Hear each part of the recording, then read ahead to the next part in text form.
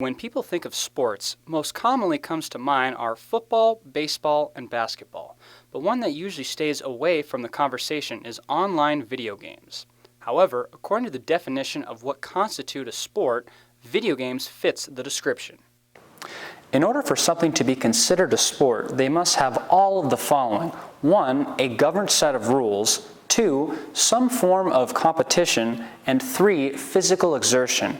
Now, if you look at any e-sporting event, they contain all 3 of those things, making video games, by definition, a sport. By definition, online video games check out.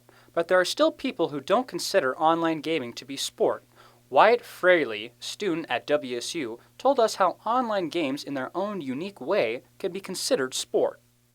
The thing about esports is that it's much more about knowledge of the game and knowing the interactions between characters.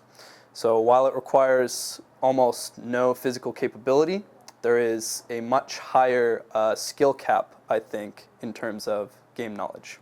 Since the arrival of eSports or electronic sports, online video games have had numerous platforms for gamers to show off their skills. But what are some of the main platforms for online gaming?